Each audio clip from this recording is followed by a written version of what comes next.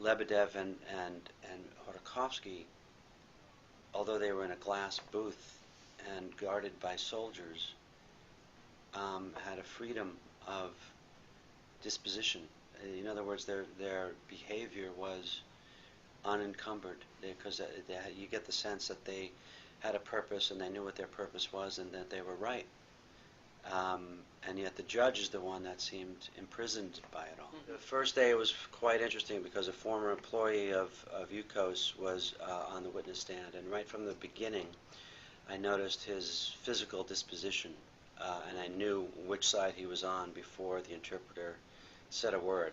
I knew he was a prosecution witness, and I knew he was going to be belligerent to the defense. You can tell from his body. And as it turns out, he gave testimony for the prosecution, which went on for quite a while, and what I interpreted from the behavior was clearly there was some absurd comments made, because there was laughter from some in the courtroom, the lawyers, and Lebedev and Khodorkovsky would laugh and look at each other like, can you believe this guy said that? Lebedev, who had all these dates and facts and figures in his mind, knew exactly how to question the witness, knew exactly what the discrepancies were based on my interpretation.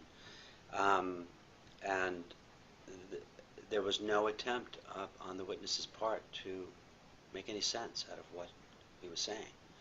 And at one point, as Lebedev was pressing, he said something, and the judge nodded his head and said, okay, basically, and in a shortened version of what he said. And I asked my interpreter, what just happened? And she said, the witness asked, didn't ask, but wanted to exercise his right not to testify against his own testimony. So I said, I'm sorry, what? And she repeated, exercise his right not to testify against his own testimony. You mean the testimony that he just gave?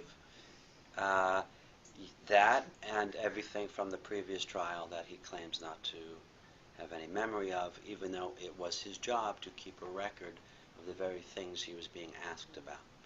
So it was a circus. It's a human rights issue now. And this man, I think, has transformed himself and has the moral authority, I think, based on what he's been through and what he knows, to speak about how we move forward from here, socially and economically, certainly in his country, and with ramifications around the world.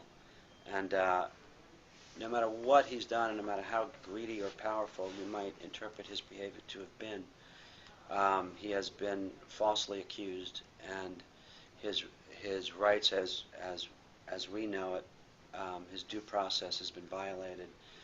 International courts have said as much. Amnesty International has said as much.